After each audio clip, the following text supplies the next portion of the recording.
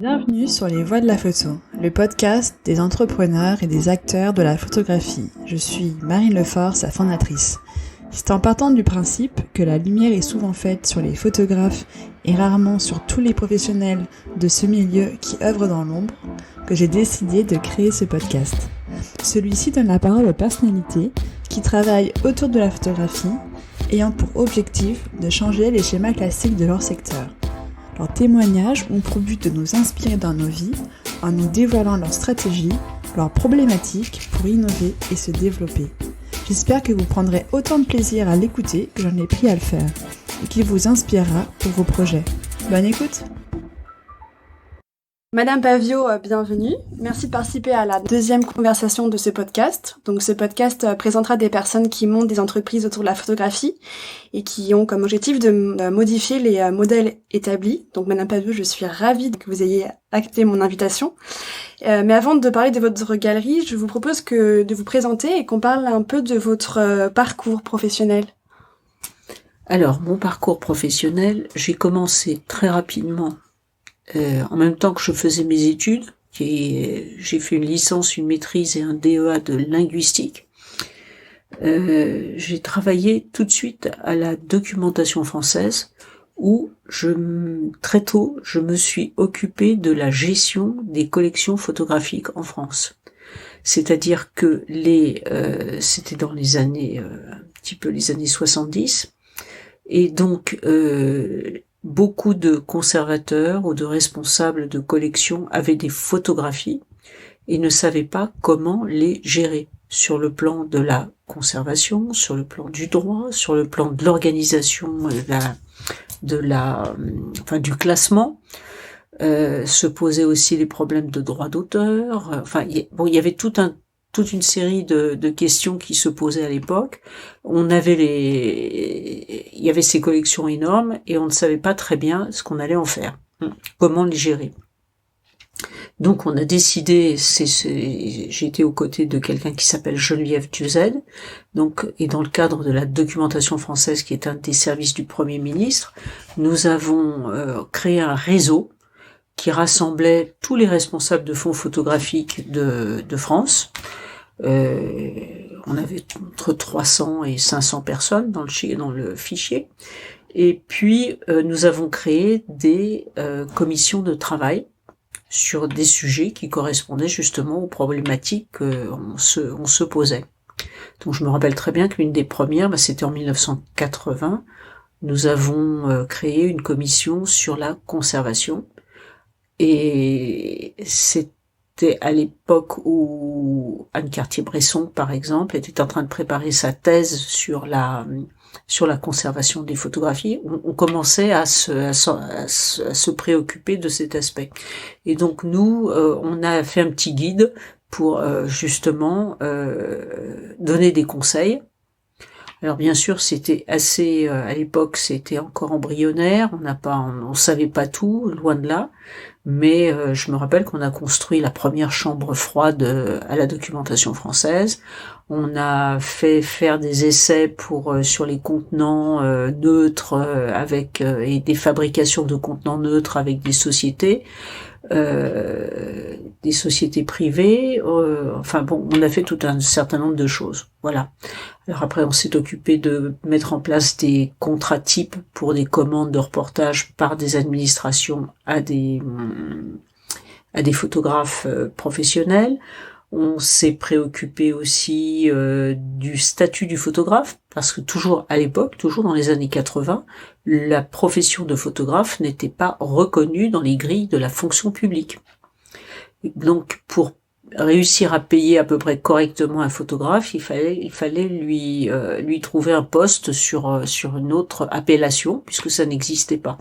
Donc vous aviez par exemple au ministère de l'Agriculture, le photographe était employé sous le titre de vétérinaire.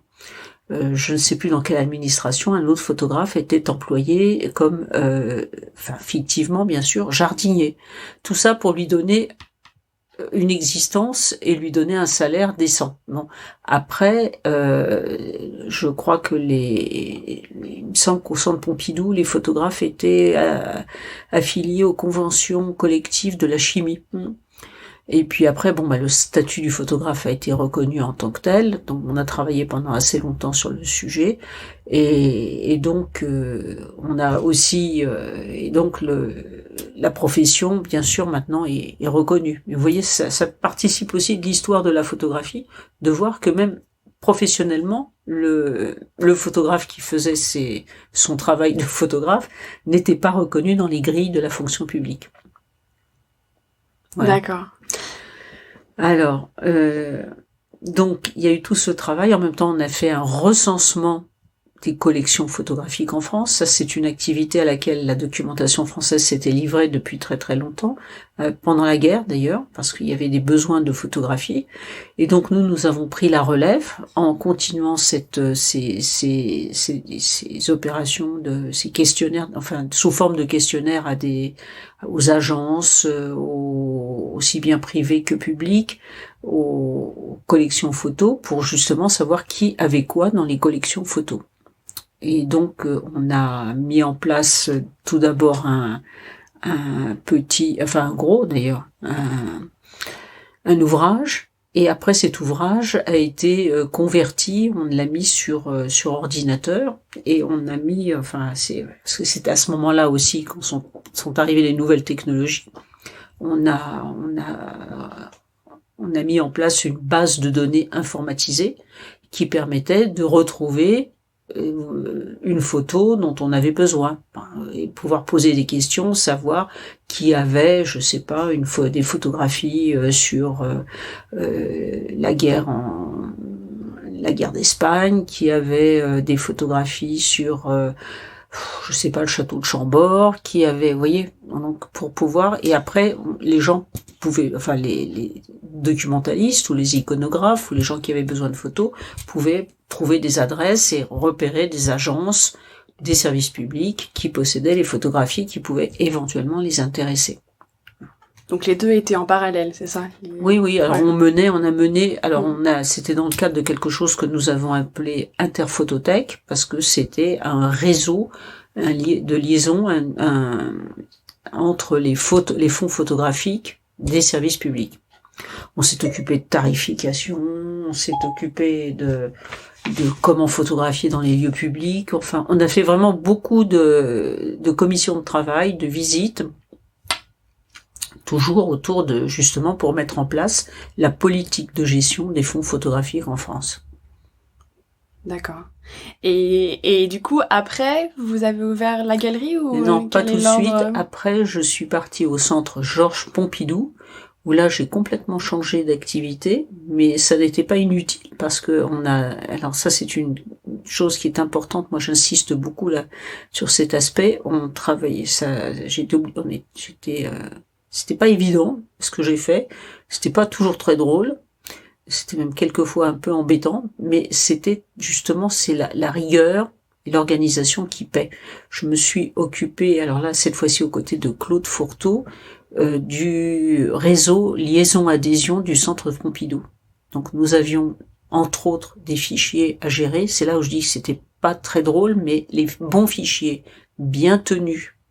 Et ça, c'est rare, parce que je vois très bien quand je reçois des courriers en 3 ou 4 exemplaires avec des noms Françoise Paviot, Françoise Barizel-Paviot, Madame Paviot. Donc je me dis là, le fichier n'est pas rigoureux, ou n'est pas revu. Et donc c'est là où j'ai travaillé donc sur ce public. Donc il fallait et auquel il fallait faire des propositions dans le cadre des adhésions au Centre Pompidou. Donc moi je m'occupais plus particulièrement des adhérents, pas des adhérents mais des correspondants, ce qui étaient des gens qui regroupaient des adhérents et donc à qui on offrait des activités privilégiées. Je ne sais pas si le Centre Pompidou continue à faire ça ou pas. Mais donc là aussi, c'est ce que je dis souvent aux étudiants. Première chose, d'avoir un fichier téléphone d'adresse, même modeste au début, mais toujours tenu et entretenu avec des règles de saisie extrêmement rigoureuses. Tous les lundis, on avait je me rappelle sur Bande Carole, on avait tout le fichier qui nous était livré par celui le stocker qui s'occupait, chez qui nous avions notre ordinateur, nous envoyait les informations et on apportait, tout le monde donnait toutes les modifications qui étaient entrées en cours de route pendant la semaine. Et donc ce travail méticuleux, encore une fois un petit peu casse-pied, mais était extrêmement rentable. Nous avions le meilleur fichier de tout le centre Pompidou. Voilà. D'accord. Et du coup, après ça, vous êtes resté combien de temps à peu près au centre 5 ans Pompidou, au centre Pompidou. Et puis en 95, donc j'ai rejoint mon mari Alain Paviot pour créer la galerie, enfin donner une nouvelle dimension à la galerie, c'est-à-dire on a appelé ça la galerie Françoise Paviot, mais normalement ça devrait s'appeler la galerie François Alain et Françoise Paviot. Voilà, parce que mon mari a créé lui sa galerie il y a plus de 45 ans maintenant. Ses parents n'avaient aucune fortune, il n'avait pas d'argent. Il est arrivé à Paris avec 150 € et son électrophone.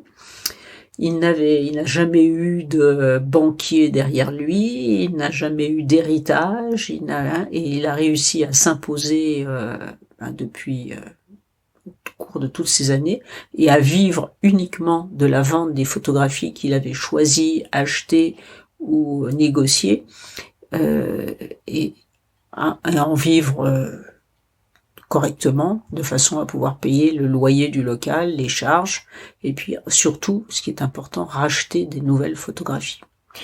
Et du coup, c'était plutôt vers de la photographie moderne de l'époque, ou c'était plutôt déjà... Alors, au départ, Alain fait partie des gens qui ont... il n'est pas tout seul, mais avec à ses côtés, il y avait des gens comme Harry Lone, par exemple, en France, je parle en France, les Tex Brown, vous aviez Gérard Lévy, et donc qui ont mis en place qui ont saisi l'opportunité de mettre en place le marché de la photographie.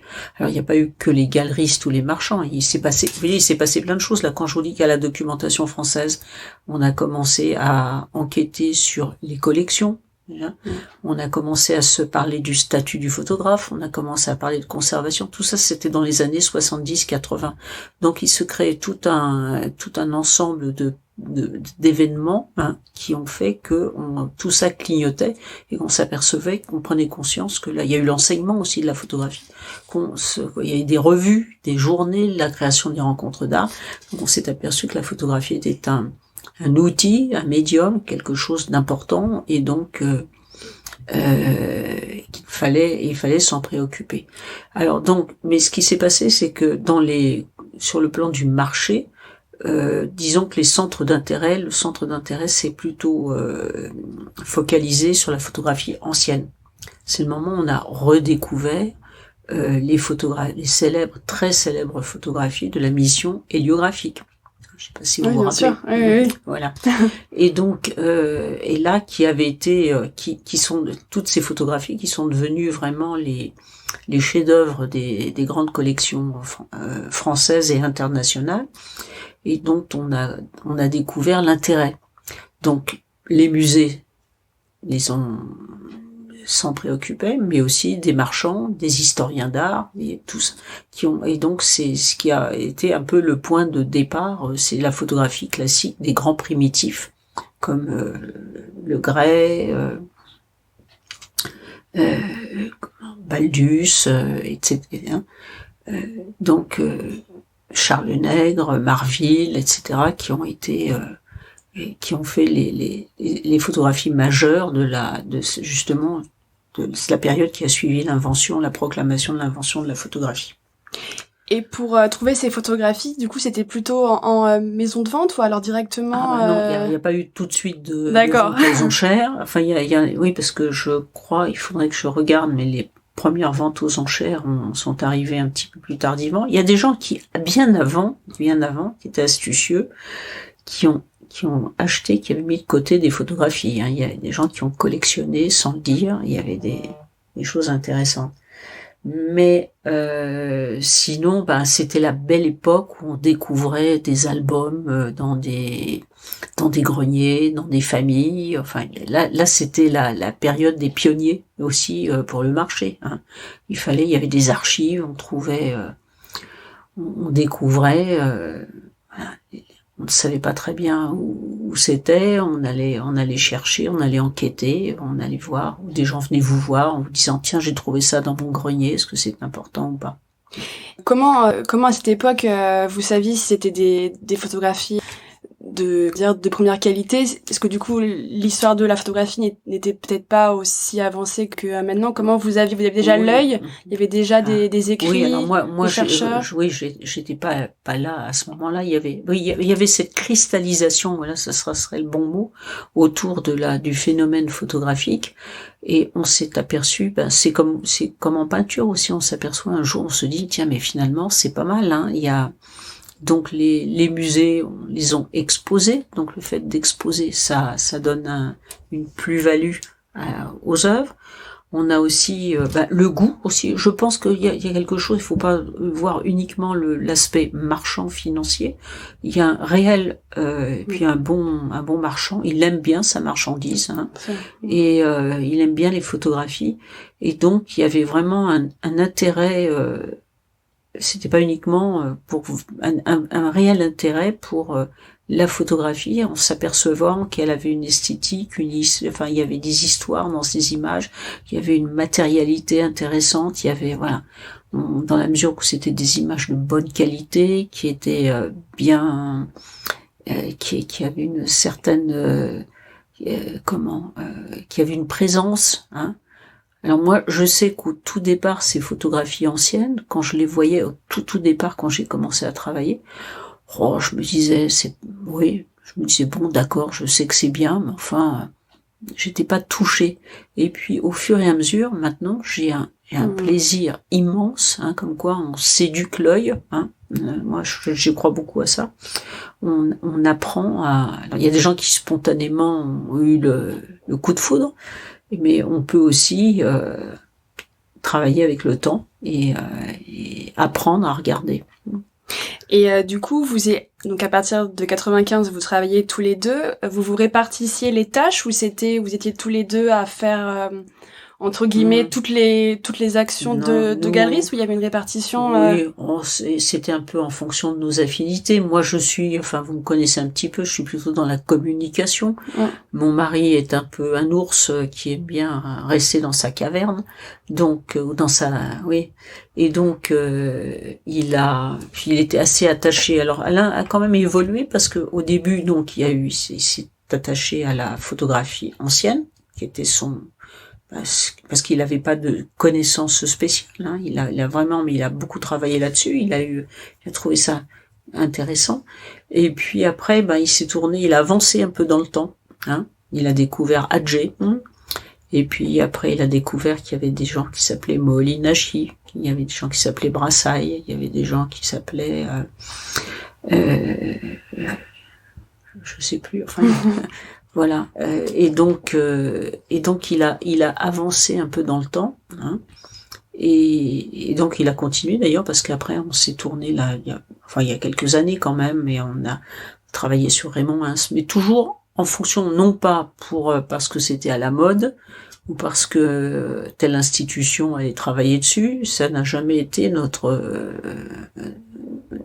motif de ça, pour lequel on serait intéressé à tel ou tel photographe. C'est parce que vraiment, là encore une fois, un réel, sincère intérêt, sensibilité, et une envie de défendre, même s'ils étaient morts, mais de défendre certaines images. Voilà. On a fait des expositions extraordinaires. On n'a strictement rien vendu. Hein. On a fait Frédéric Sommer. On n'a rien vendu. On avait des photos admirables. Bon. C'était comme ça, mais on était content de la faire. La première fois on a fait Aaron Siskin, même chose. On a eu quand même quelques clients, mais enfin c'était pas grave, tant pis. Mais on a fait ce qu'on avait envie de faire. Et donc du coup là, vous travaillez tous les deux ou vous avez aussi de l'aide, des salariés? Ah oui, non. Alors, là aussi, j'ai suivi mon cher mari qui, alors, je vous dis, il est un peu ours dans sa caverne et il aime bien travailler tout seul.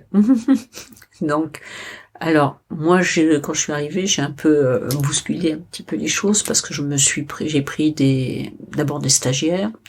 Et puis là, je travaille avec des personnes qui sont des collaborateurs très ponctuels. Voilà. Mais sinon, c'est vrai qu'on est une toute petite structure moderne, modeste, pardon. Encore une fois, on a toujours vécu correctement de notre travail, hein, sans faire on n'a pas j'ai pas un train de vie de princesse du tout, loin de là. Comme je dis, j'épluche mes pommes de terre, tous les légumes le matin, je fais ma vaisselle et mon lave-vaisselle, etc. Et le soir, idem. Donc, enfin, on est absolument pas à plaindre, mais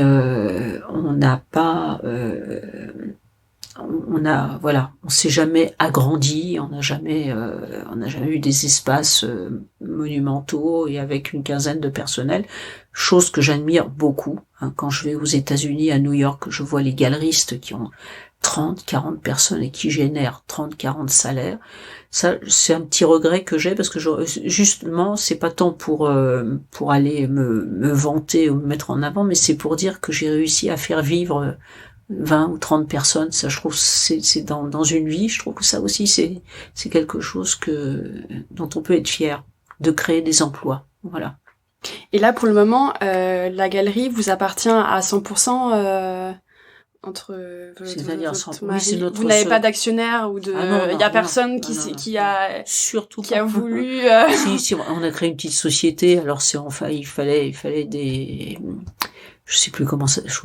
On a une toute petite SARL et puis on est tous les deux. Et puis voilà, c'est tout. Vous parliez donc photographe ou peut-être plus des photographies et finalement il y a eu pas beaucoup de ventes. Est-ce que vous avez d'autres exemples vous aviez beaucoup d'espoir entre guillemets dans un projet et puis finalement il y a eu une forme de déception, mais ça vous a peut-être appris par la suite, que vous avez par exemple qui vous a appris Ah oui, non, mais je ne pense pas que c'est pas un échec, hein, on n'a jamais ressenti ça comme un échec parce que de toute façon on savait que c'était peut-être c'était pas une réussite financière, mais on a toujours cru en ce qu'on avait. Alors il y a des choses on a passé. Puis attention, il y a une chose aussi qui est importante dans le métier. On n'investit pas toujours dans tout. Hein. Je vois même il y a des très grosses galeries importantes qui ont les moyens, qui n'achètent pas la marchandise, hein, qui l'ont en dépôt. Hein.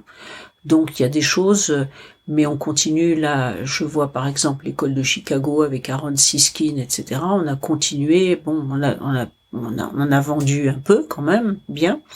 On en a vendu, pas comme on n'a pas réussi à faire ce qu'on voulait, mais on continue toujours. Hein, c'est pas on n'a jamais ressenti ça comme un échec. Hein. Où il y a des choses, on se dit bon, tant pis, les gens n'ont rien compris, tant pis pour eux. Et est-ce que vous soit par un autre métier que galeriste, ou vous êtes sûr que jusqu'à là maintenant je suis quasiment à la retraite, alors donc si j'ai un regret, c'est je devais faire normal sup que je n'ai pas fait, et c'est vrai que j'aurais fait plusieurs fois, on m'a dit que j'aurais fait un bon conservateur de musée, et c'est vrai que ça m'aurait, mais honnêtement, alors voilà un problème, c'est que quand on est jeune, on n'est pas toujours au courant des métiers que l'on peut faire. Hein. Et donc c'était le cas à mon époque parce que j'avais passé le concours général d'histoire. Je vous dis, mes profs voulaient absolument que je fasse normal sup, donc j'aurais pu quand même envisager de faire un genre, je sais pas, l'école du patrimoine. À l'époque, ça n'existait pas, l'école des chartes ou quelque chose de ce genre. Et c'est vrai que là, je me sens bien dans mon élément parce que j'aimais beaucoup l'histoire, j'ai beaucoup travaillé en histoire. Et puis, mais bon, ça s'est pas fait. Et puis maintenant, ce que j'essaye de faire, c'est de faire des choses peut-être plus créatives pour me faire plaisir, faire des commissariats d'exposition, essayer de faire des catalogues, écrire des textes, et puis enseigner, c'est une chose qui me plaît beaucoup. Et du coup, par rapport à toutes ces activités, est-ce que vous avez un sorte de rythme Par exemple, le lundi c'est la galerie, le mardi c'est l'enseignement. Oui, oui, oui. Est-ce que Oh là là, ou alors voilà. ça change tout le temps Oui, ou ça c'est change. Oui, c'est un peu la pagaille. Hein. Il y a des moments où c'est, et puis ça dépend. Il y a des moments où c'est vraiment, il y en a beaucoup à faire. Enfin, heureusement, je me lève de bonne heure. Et donc, parce que je suis pas une couche tard, par contre. Et non, j'essaye de, je ne planifie pas aussi bien que ça. Hein. Je sais que je suis plus active, plus créative le matin. Donc, si je dois écrire des textes, je vais écrire plutôt le matin ou carrément le soir, un peu. Mais bon, là, vous voyez, c'est regarder l'état. Enfin, le bureau, c'est pas épouvantable, mais enfin, c'est. Encore une fois, c'est pas non plus. J'essaye d'être organisée. Je fais des piles. Alors, je planifie des choses, et puis après arrivent des emails qui n'étaient pas prévus, donc ça désorganise tout, etc. Internet nous rend d'énormes services, mais ça nous désorganise aussi, ça crée une anxiété, hein, c'est un peu anxiogène, hein, parce que justement, là, j'en parlais ce matin à quelqu'un, quelquefois je me dis, tiens, lundi, je vais faire... Je ne regarde pas, enfin, je regarde pas je tiens pas compte de mes emails, je me branche sur tel sujet. C'est ce qu'il faut faire, à mon avis, je crois, parce que sinon on s'en sort plus, hein. Et puis arrive un email urgent, donc ça me fiche tout en l'air, et donc je vais faire autre chose, et puis je remets ce qui était mon urgence du lundi, je la remets au mardi, enfin bon. Et après, on est complètement sur le grill, et ça, c'est très désagréable. Et puis, oui, il faut savoir. Alors, j'essaye justement de réfléchir comment gérer le mieux possible ces emails et ne pas se laisser complètement envahir. J'étais avec quelqu'un l'autre jour qui m'a dit, j'ai 2000 emails auxquels je n'ai pas répondu. Ah oui. 2000. Et quelqu'un qui a pas mal de responsabilités. Alors, c'est vrai que quand vous avez du personnel, vous avez des secrétaires, des assistants qui vous filtrent votre, voilà, ça c'est le rêve. Bon, c'est pas du tout mon cas, donc je suis obligée de gérer toute seule. Et c'est vraiment pas évident. Et puis il y a aussi, vous recevez des emails avec des choses intéressantes à lire. Hein. On se dit ça c'est bien. Alors je me suis fait une petite boîte à lire. Puis en fait, j'ai jamais le temps de lire ma boîte à lire. Voilà, je crois que je ne suis pas la seule dans ce cas. Voilà. Et par rapport au rythme d'exposition, du coup là, maintenant c'est du coup un showroom. Et quel est le rythme? Est-ce que c'est tous les 1 mois et demi comme dans les galeries un petit peu classiques? Combien de temps en avance vous prévoyez les expositions? Ah oui, oh c'est 3. Non, on en faisait quand on faisait vraiment des expositions, on en faisait 4 à 6 par an. On a toujours des idées en tête qui traînent, mais comme je dis, faire une expo, c'est rien. Hein, je cite souvent le cas de mon mari qui avait, je sais pas, 15 très beaux baldus. Il a toujours fait lui-même ses passe-partout. On a des encadreurs pour les professionnels, mais il les mettait sous passe-partout. Ces 15 baldus, il allait chez son imprimeur chinois, il faisait 30 cartons d'invitation parce qu'il trouvait que c'était largement suffisant. C'est vrai que c'est pas la peine d'avoir 2000 personnes. Et puis, il envoyait ses cartons d'invitation. Sur les 30, il avait 20 visiteurs.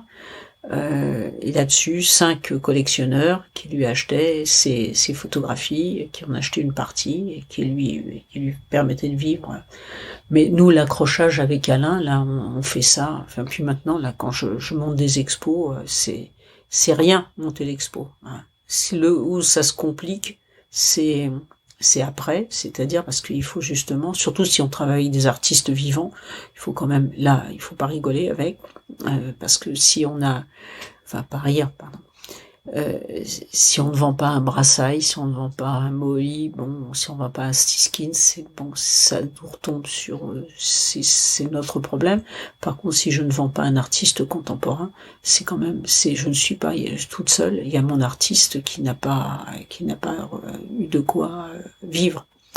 Et donc ça c'est et ce travail-là, moi je trouve que maintenant, enfin mon point de vue, c'est mon point de vue.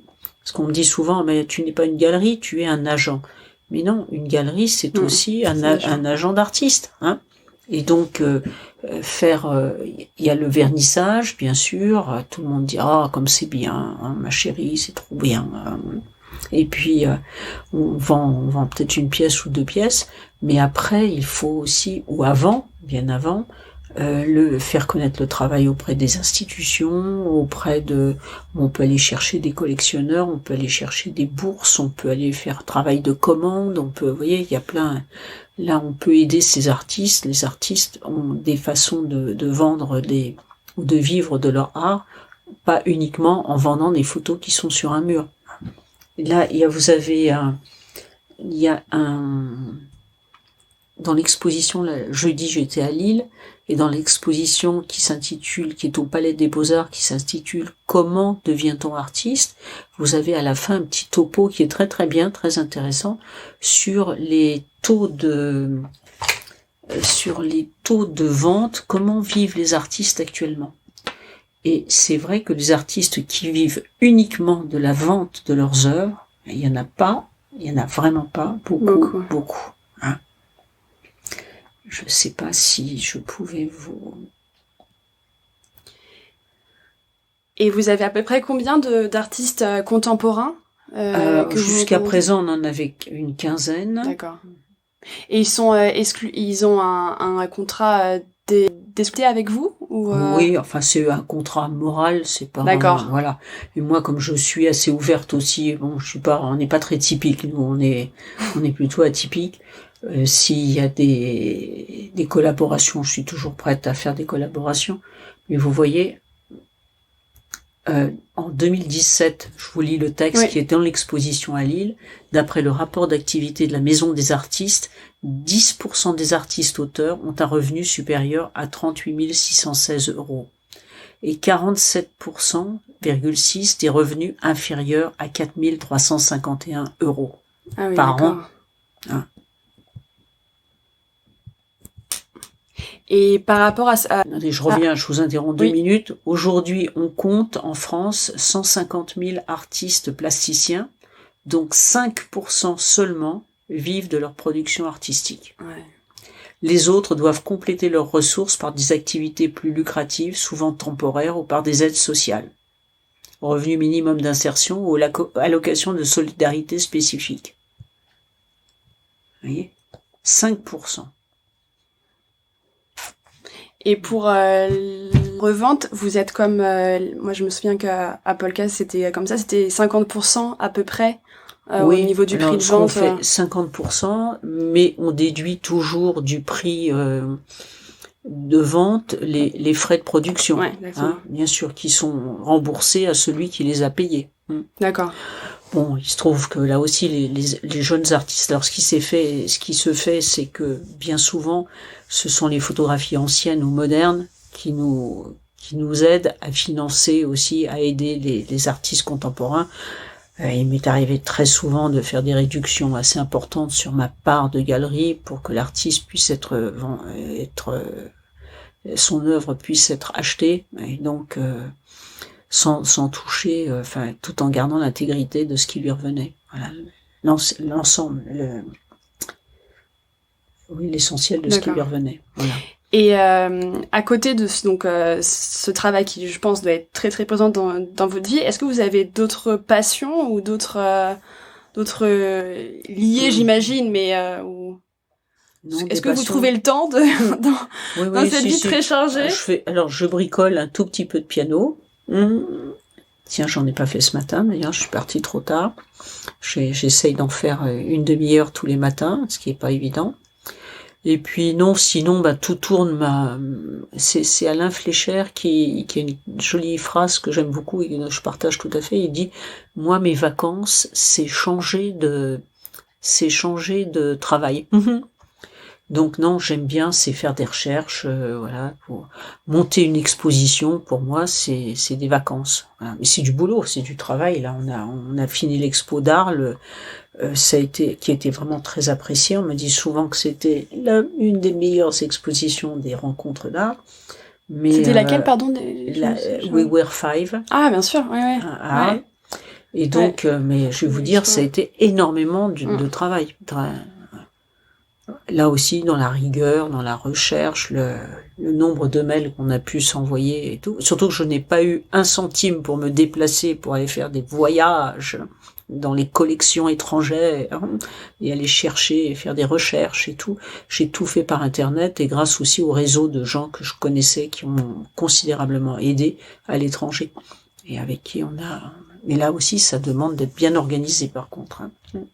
Et pour le futur, est-ce que vous avez des projets en cours que vous souhaitez réaliser? Est-ce qu'il y a des choses que vous ne souhaitez plus faire? Voilà, qu'est-ce que vous avez Oui. Ah bah là, toute l'administration.